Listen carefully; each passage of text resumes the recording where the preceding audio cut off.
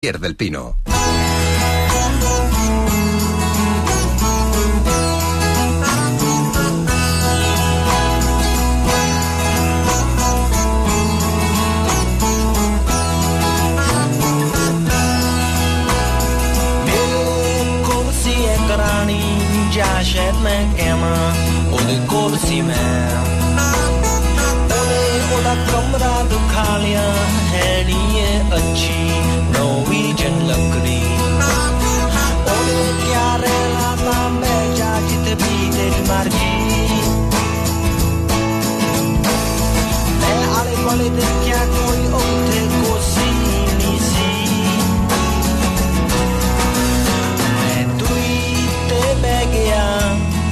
समा सोच के ओदी शराब पी के असी तो बजदा गल्लां कीतियां फे ओने क्या सौंदा समा हो गया.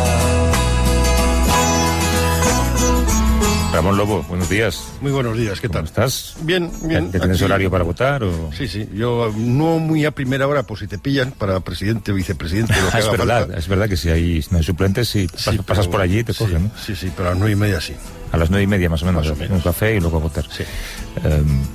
Tengo tanta tentación de pedirte o preguntarte si has cambiado el sentido de tu voto o si... Claro, tú no eres indeciso. No, pero te voy a contar un cuento que hay en Twitter muy bueno. La hormiga, por odio a la cucaracha, votó al insecticida. Murieron todos hasta el grillo que se abstuvo. No sé muy bien quién es cada cual, ¿no? Pero es curioso, yo creo que son las elecciones con menos drama, podríamos decir, ¿no? Por lo menos de las últimas 4, porque sabemos quién va a ganar. Sabemos más o menos lo que puede pasar.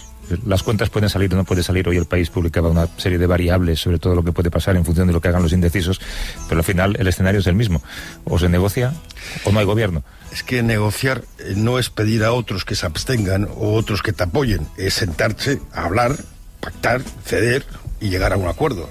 Eso no lo ha hecho el gobierno actual, por lo menos no lo ha transmitido, aparte de esas 20 horas famosas. Creo que nos falta cultura de pacto en España, porque igual aquí, como en Serbia, en los Balcanes, la palabra compromiso está mal vista, y compromiso es una parte esencial de la democracia. Oye, ayer te vi por aquí en el estudio cuando hablamos con Marta, en la entrevista que hicimos a esta mujer que ha publicado un libro en el que cuenta todos los abusos sexuales que sufrió de pequeña por parte de su padre, un libro muy valiente y una conversación brillante por su parte, además, porque es tremendamente articulada, tremendamente sosegada y con una capacidad de expresar lo que mucha gente seguramente sería incapaz de hacer, ¿no? Si es que va Serrano, que es Círculo de Tiza, que es la editorial que publica su libro, como había publicado el mío anterior, y en el mío hay una historia también muy dura de una mujer, y se supone que por mi bagaje de conflictos pues tenía cierta sensibilidad. Esto me pidió que lo presentara, y el libro a mí me impactó personalmente. Tengo que decir que tú me recomendaste que lo leyera, me recomendaste que si Marta quería hablar, que lo hiciera conmigo. Sí, porque es fan del programa, además. Mira, y Marta quiso hablar y lo hizo de manera maravillosa, ¿no? Y es un libro sobre todo de una reconstrucción. Yo creo que es un libro muy interesante, primero para ella, que lo ha escrito y seguramente ha ordenado mucho su cabeza y ha desintoxicado palabras que no podía pronunciar o escuchar, pero yo creo que es un libro que ayuda a otras personas que no solo que hayan sufrido abusos, sino malos tratos o situaciones de falta de protección. Creo que es un manual de supervivencia y sobre todo de esperanza. Se puede salir, hay gente que te ayuda y se puede salir. Y después yo creo que también es un manual para nosotros y algo para la reflexión de la sociedad. La justicia no apoya precisamente a las víctimas y no sé si estamos entrenados todos desde los colegios, la policía, los juzgados, los abogados, para detectar malos tratos en los colegios, en los barrios, en las familias, y saber qué tenemos que hacer. Bueno, es también un manual de comportamiento para las familias, ¿no? Ayer esa cifra era brutal. 1 de cada 4 niñas ha sufrido abusos. Al final es la palabra de la niña contra la palabra de la persona que ha abusado de ella. El único ente que puede inclinar la balanza de la justicia en favor de la palabra de la niña es la familia. Y la familia, yo creo que lucha por la autosupervivencia. Habitualmente se ponen del lado del abusador con tal de no hacer estallar esa familia, ¿no? Sí, después también la sociedad misma, la importancia de las palabras. Ponemos mucho foco en las mujeres muertas, en las mujeres que han sido violadas o abusadas de cualquier forma, manadas o no manadas. Que detrás de eso hay otra cifra, que el 90 y tantos % de los abusadores son hombres. Y cuando presenté el libro empecé diciendo que yo era hombre y que podían pensar muchos que hacía yo aquí. Es que yo creo que los hombres somos una parte esencial en esta lucha. Si nosotros no nos implicamos en la lucha contra el machismo, el feminismo es algo que nos afecta. Todo esto nos afecta porque es un problema de democracia, no es un problema de sexos. La entrevista la hicimos ayer. Si alguien no la ha escuchado, yo lo recomiendo porque el testimonio es muy valioso. Luego te fuiste con ella a tomar una cerveza. Sí, estaba un café. ¿Estaba contenta? Estaba contenta. Y hay una respuesta, incluso dijo que dijo algo que no había dicho nunca. Y le comenté que no se preocupara porque el libro también le va a ayudar a ella. El libro también le va a ordenar y a veces esa ordenación no es inmediata, es progresiva. Y le irán apareciendo cosas. Y yo creo que el libro para ella ha sido fundamental. Bueno, ¿empezamos? Vamos. Para el viento una cometa, para el lienzo un pincel, para la siesta una hamaca, para el alma un pastel, para el silencio una palabra, para la oreja un caracol, un columpio para la infancia y al oído un acordeón, para la guerra nada. Muchas veces los periodistas nos ceñimos a la frialdad de las estadísticas y dejamos fuera el drama individual para hacerlo casi cuantitativo, ¿no? Queríamos hablar de estadísticas, pero queremos hacerlo de una manera diferente. Vamos a hablar de números y de porcentajes, trazando un mapa, que es una palabra que surge mucho cuando hablamos de memoria histórica. Hacer un mapa del dolor, hacer un mapa incluso a veces geográfico, una cartografía del olvido. La cartografía de las desapariciones forzosas y forzadas, en este caso en Colombia. Sí, porque acaban de publicar un libro maravilloso que lo recomiendo, que ahora hablaremos de él, que la importancia del mapeo, porque si no, dice Paco Gómez Nadal, que es una de las personas que vamos a tener, que si no mapeas, te mapean. El mapeo ayuda a explicar, por ejemplo, a romper alguna de las cifras que da el gobierno y sobre todo que la violencia ha sido aislada, no ha afectado a casi toda Colombia. Hay muy poquitos puntos donde no hay una desaparición forzada reportada, ¿no? Después también, detrás de las cifras hay personas y detrás de los mapas hay una explicación de por qué ha sido la violencia y dónde ha sido la violencia y quiénes han sido los actores que han sido los que han cometido esta violencia. Y los mapas ayudan a encontrar cosas que antes no estaban en el mapa. Ha pasado en España y pasa en otros países. Colombia es uno de los países con mayor número de personas desaparecidas y esa asignatura pendiente es una herida que hay que cerrar si se quiere encarar cualquier proceso de reconciliación. Hablamos de Colombia, pero lógicamente en la mente tenemos lo que tenemos, ¿no? Sí, ahí hay más de 82.000, concretamente 82.998 desaparecidos. Hay varias cifras, las mismas instituciones o organizaciones no se ponen totalmente de acuerdo. Por eso es muy importante el mapeo. Aquí en España no tenemos siquiera un banco de sangre, no tenemos mapeos banco de ADN, de ADN, no tenemos mapeos establecidos. Quizás en el País Vasco donde mejor se ha hecho, pero tenemos mucho por caminar. Nos acompañan los periodistas y coautores del libro Cartografía de la desaparición forzada en Colombia, Paco Gómez Nadal, que está en Radio Santander. ¿Cómo estás, Paco? Buenos días. Muy buenos días. Y al teléfono desde Bogotá, Eric Arellana. ¿Cómo estás, Eric? Buenos días. Hola, muy buenos días. Buenos días. Para empezar, como decía Ramón, las desapariciones, así, en plural, pues suena un poco etéreo, ¿no? Pero, Enrique, en tu caso, tú eres hijo de Nidia Erika Bautista, que es uno de esos miles de rostros desaparecidos. ¿Qué pasó aquel día en el que militantes del M-19 entraron en su casa? Bueno, el asunto ocurrió hace 32 años. Mi madre estaba acompañándonos en la celebración de mi primera comunión y pues 9 personas vestidas de civil la raptaron de la puerta del conjunto en donde vivíamos y pues no supimos de ella durante algunos años. 3 años después la encontramos en un cementerio enterrada como NN y ahí sí entendimos el impacto de las desapariciones forzadas en nuestra familia. ¿Cómo fue ese proceso de localización? ¿Cómo llegasteis hasta el lugar? Es un milagro, digamos, por decirlo de alguna manera. En Colombia los familiares no tienen la oportunidad de seguir precisamente esas pistas porque es un crimen en el que no hay testigos, no hay huellas, los autores no aparecen y pues en el caso nuestro un sargento del ejército de una brigada de inteligencia y contrainteligencia se acercó a la Procuraduría General de la Nación a pedir protección por su vida y a cambio de información pues pedía protección y ahí contó entre otros el caso de mi madre y cómo fue asesinada y en dónde botaron su cadáver. Gracias a ese testimonio nosotros pudimos encontrar sus restos. Paco, ¿cómo se hace un mapa de cosas que no se sabe dónde están? Pues es difícil, pero sí se puede mapear al menos dónde desaparecieron esas personas o dónde fueron desaparecidas. Ese trabajo arrancó hace 4 años casi, cuando el Centro Nacional de Memoria Histórica de Colombia, una institución oficial ejemplar hasta hace 1 año y medio, ahora está a punto de ser casi desmontada, por desgracia, con el nuevo gobierno de Colombia. El Centro Nacional de Memoria Histórica cruzó todas las fuentes existentes, las públicas, las privadas, las de las organizaciones de familiares, y sacó ese listado aterrador de 82.000 casos con nombre y apellidos, en el que obviamente no se sabe dónde están los cuerpos porque hay una absoluta falta de información, pero sí saben en qué municipio fueron raptadas esas personas o desaparecidas. Así que decidimos mapear con ese dato, el dato de dónde desaparecieron, porque cuando uno lo pone realmente hace una cartografía completa y compleja como esta y empieza a cruzar variables, puede sacar muchísimas conclusiones, ¿no? Y yo creo que la cartografía lo que ha aportado, precisamente con datos oficiales, no quisimos en ningún momento utilizar datos no certificados por el Estado, aunque no confiamos mucho en el Estado colombiano, es sacar conclusiones muy, muy poderosas. Como decía Ramón, pues que solamente en 62 municipios de algo más de 1.000 no se ha registrado ningún caso de desaparición forzada. El trazar exactamente cómo al menos esas 80.000 desapariciones coinciden plenamente con el mapa de la guerra en Colombia, es decir, si hay una relación directa entre la violación de esos derechos humanos y la guerra, cosa que ha negado el Estado colombiano históricamente y lo sigue negando.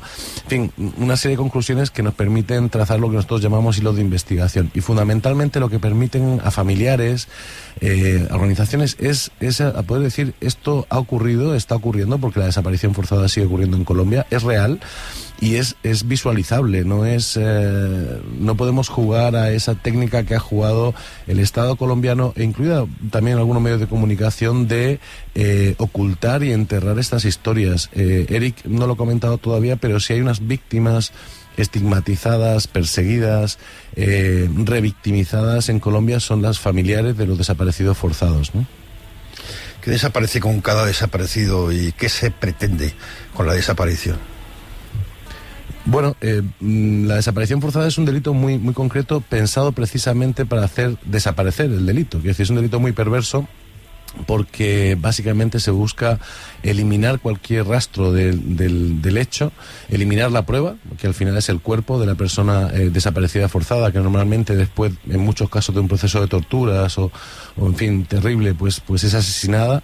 En muchísimos casos en Colombia fueron arrojadas a los ríos. Hay todo un trabajo que hacer, incluso en su momento el Centro Nacional de Memoria Histórica de Colombia, ahora ya no, como digo, tenía contratados hasta matemáticos para hacer los algoritmos que permitían intuir, según la época, la corriente del río, etcétera, dónde podía haber terminado el cuerpo. El delito primero intenta ocultar el victimario y la prueba principal, pero también oculta las razones que hay detrás. El problema con las violaciones de derechos humanos es que a veces son tan atroces que nos olvidamos que hay detrás. Y en el caso de Colombia hay proyectos de control territorial, proyectos económicos brutales. Ha ido evolucionando. En los años, digamos, 70, 80, era más relacionado como con el caso de la madre de Eric, con violencia política directa, es decir, una militante del M19 que es raptada por el ejército, desaparecida y, en fin, luego hallada en una fosa. Pero luego eso ha ido evolucionando, ¿no? Líderes y lideresas que están defendiendo los territorios de proyectos hidroeléctricos o de proyectos petroleros, o incluso lo que está pasando ahora, ¿no? Que ahora hay un alto grado de desaparición forzada relacionada, por ejemplo, con el narcotráfico y con el crimen organizado. Una de las zonas ahora con más desapariciones forzadas son las islas de San Andrés y Providencia, por donde pasan buena parte de las rutas del narcotráfico hacia el norte. También mucho con el ecologismo últimamente, lo vemos en muchos casos, ¿no? Eric, además a las desapariciones se suma otro delito que yo creo que es igual de doloroso, que es el de la impunidad, ¿no? Sí, pues es impresionante lo que nosotros hemos presentado y representado a través de los mapas sobre el tema de la impunidad, porque de los más de 80.000 casos registrados, solamente 700, un poco más, han sido investigados, y de esos la mitad solo ha tenido una sentencia judicial condenatoria a los responsables, es decir que hay un índice del más del 99% de impunidad, casi una impunidad absoluta. Esto además porque es un crimen que frente a la impunidad tiene que ver con varias generaciones.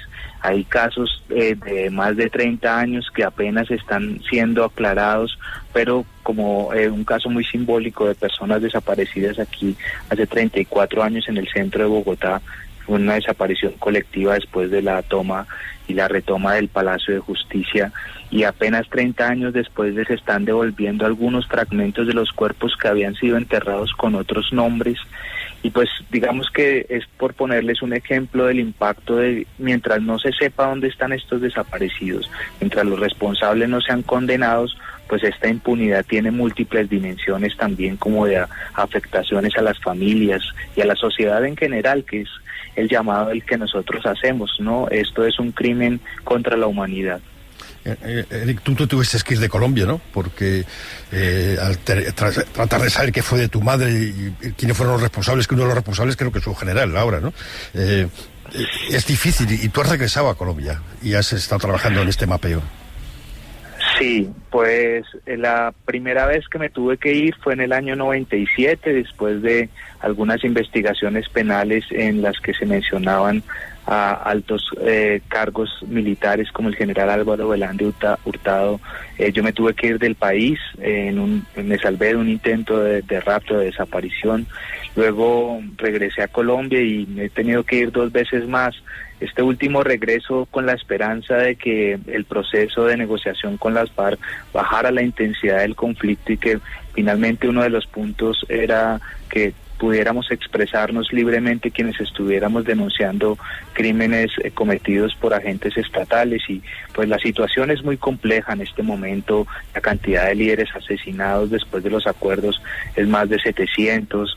En este gobierno, en un año que llevan, hay más de 250 líderes asesinados, más de 170 combatientes. Entonces la situación vuelve a ser como en los años 90. Es muy compleja en este momento. Tengo la sensación de que la desaparición forzada afecta a las mujeres de manera especial, ¿no?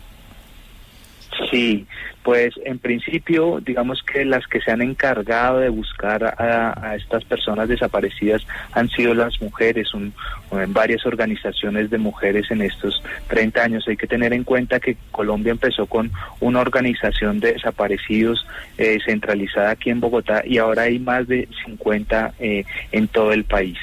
Y después en los años 90, como contaba Paco, y en el año 2000, cuando se ratifica la ley contra las desapariciones forzadas, porque antes en Colombia no era un delito, la forma de reprimir esa organización de los familiares fue desapareciendo familiares de desaparecidos, que en principio también eran mujeres y pues algunos pocos hombres. Entonces la intención contra las mujeres es muy fuerte, porque hay persecución, amenazas, hostigamiento. Muchas viven en el exilio en este momento y se están reorganizando después de muchos años para que sus voces tampoco sean acalladas.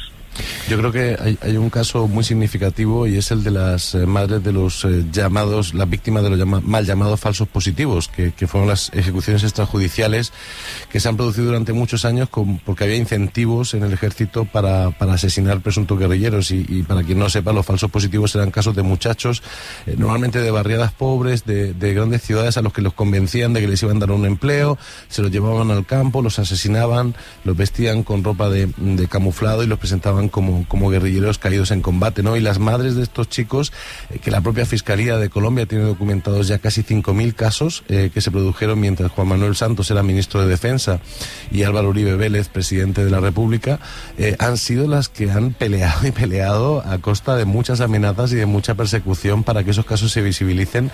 Y hace poquito fue la audiencia con esas madres dentro de la Jurisdicción Especial de Paz, y la valentía y la solvencia de estas mujeres es absolutamente ejemplar, y quizá la única esperanza hacia el futuro, ¿no? Que que gente como esta sea la que pueda sembrar otra forma de entender la vida en Colombia. Paco, estamos escuchando esta conversación, manteniendo esta conversación maravillosa, pero yo estoy seguro que en la parte de atrás de la mente de todos los que están escuchando está nuestro propio caso, que es el de la memoria histórica española. Y en este programa siempre decimos que no hace falta tanto dinero, sino un esfuerzo mayor para hacer un esfuerzo similar, digamos, y construir ese mapa de la desaparición en España. ¿Os animaríais o sería posible hacer esa cartografía de las desapariciones por la Guerra Civil Española? Sería perfectamente posible. Mira, este proyecto de desaparición forzada, que además también se puede ver en la página web con muchas más mapas y mucha más información en desaparicionforzada.co, lo hemos hecho un equipo de amigos, de amigas, de gente convencida, que de nuestras casas hemos trabajado durante 3 años y medio sin un euro o un dólar involucrado, con mucha energía, y solamente se necesitó dinero para imprimir el material y se consiguió con aportes solidarios, ¿no? Yo creo que mucho más tampoco se había hecho en Colombia. Es decir, que el problema es que la memoria quema, la memoria molesta, la memoria parece que es algún tipo de revancha, y anoche mismo, releyendo al filósofo Reyes Mate, él decía, si no partimos de la memoria de los vencidos, si no partimos de la memoria de las víctimas, si no la hacemos nuestra razón, no hay posibilidad de futuro, ¿no? En España es dramático. Yo ahora vivo aquí, estoy muy involucrado también con temas de memoria, y lo que es impresionante es no solamente la negativa del Estado español a invertir y a dedicar tiempo y recursos y conocimiento fundamentalmente a este mapeo que está pendiente, sino la negativa incluso a pie de calle, ¿no? A pesar de todo eso hay que hacerlo, y a pesar de todo eso hay un montón de gente trabajando en ello. El problema de España es que tenemos datos muy fragmentados. El otro problema, hace poquito se abrió aquí una fosa en Cantabria, es que el tiempo ha pasado y el tema del ADN empieza a ser ya un problema muy grave. Es decir, los restos están en un estado de deterioro brutal que incluso impiden, en este caso en Cantabria, te digo, 4 cuerpos en el sur de Cantabria, ya no hay manera de rastrear su ADN. Entonces estamos en mora, pero no tanto por el hecho, y hay un texto maravilloso en el libro de Lee Douglas, de una antropóloga, no tanto por abrir las fosas y identificar, que por supuesto es imprescindible, y hacer justicia, sino porque si no lo hacemos, nuestro futuro está absolutamente condicionado. Si no lo hacemos, las generaciones que vienen están como castradas, ¿no? Y pasa como ha pasado también con la Segunda Guerra Mundial. Hay testimonios que están a punto de perderse. Si no los recuperamos ahora, los perdemos. Y son historias, tú decías que a pie de calle hay cierta reticencia a contar esto. Yo no estoy del todo de acuerdo. Yo creo que estas historias se cuentan en voz baja, y nosotros en los trabajos que hacemos de memoria histórica lo descubrimos en cada viaje que hacemos, ¿no? La gente cuenta esas historias, pero nunca lo hace en público. Pero si te acercas a escuchar, te la cuentan, y con lo que te cuentan tú puedes hacer ese mapa, ¿no? Y un problema de educación también. Este viernes que estuve en Magallón, en un acto de memoria, que estaba Rosalén también, que cantó ahí algunas canciones, una madre de Zaragoza decidió que su hijo y sus hijos ese día no iban a ir al colegio, y su hija estuvo ahí y le había escrito una carta a Rosalén que resultó muy emotivo. Pues seguramente esta niña ha aprendido más en ese día que lo que le puede enseñar en el colegio, porque ha aprendido un poco lo que significa la memoria, la dignidad, la democracia. Bueno, pues a ver si conseguimos que se preste más atención y como decíamos, Paco, Eric, este es un trabajo casi voluntario el que habéis hecho, desde luego no con ánimo de lucro, por lo que me puedo imaginar, al que solamente le haría falta un poco de ayuda gubernamental, un poco de ayuda pública para ser un trabajo estrictamente oficial y perfectamente respetuoso y no sé, que refleje lo que realmente pasó en cada país, ¿no? El libro se puede comprar, ¿no? El libro se puede comprar, de hecho en España se puede comprar, pero además no quería que se me quedaran dos cosas. Una, el día 14 de noviembre, Eric tiene ese trabajazo ahora encima, se va a hacer la entrega oficial de la cartografía a los magistrados de la Jurisdicción Especial de Paz, que es el órgano judicial que surge de los acuerdos de paz de 2016, y es muy importante ese acto porque ahí va a haber víctimas, va a haber organizaciones de familiares, y se va a intentar que la Jurisdicción Especial de Paz habla del caso colectivo de desaparición forzada. Ahí también va a estar Fidel Mingorance, que es el responsable de la cartografía en lo técnico, es el geoactivista que ha estado ahí encerrado trabajando y haciendo todo nuevo, desde la iconografía hasta la manera de entender la forma de mapeo. Entonces ese acto del 14 de noviembre muy importante, y digamos que en Colombia está claro que del Estado no esperamos mucho, o no del Estado, perdón, del gobierno, pero sí hay instancias como la Jurisdicción Especial de Paz, como la Comisión de la Verdad, claro, como la Unidad de Búsqueda, que sí están haciendo cosas. Y Eric va a estar ahí, va a empujar ese proceso, y creemos que es la parte clave ahora. Pues a los dos, Eric Arellana desde Bogotá y Paco Gómez Nadal, periodistas y coautores de ese libro, de ese trabajo, Cartografía de la desaparición forzada en Colombia. Gracias por esta conversación y suerte en el futuro. Muchas gracias. Gracias a vosotros. Hasta luego.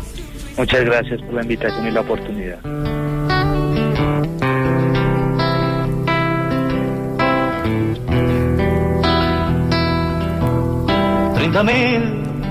Son las voces que saludan. ¿En qué colegio te toca votar, Ramón? Aquí al lado, cerca de Callao, el Calle Fomento. Pues me parece que ayer, parece que fue ayer, en las últimas elecciones, Juanjo Millás y yo nos fuimos, creo que a ese colegio. Hay muchas monjas, votan temprano las monjas. Sí, no yo una vez me las encontré que volvían de votar y le dije que han salido, además de clausura, digo, que han salido a votar, ¿no? Sí, y no le pregunté de qué habían votado, pero lo llevaban escrito en la cara. A Podemos o a PSOE. Claro, hombre, sobra decirlo. Venga, que te lo pases bien. Hasta luego. Y que siempre vivirán en nuestro corazón.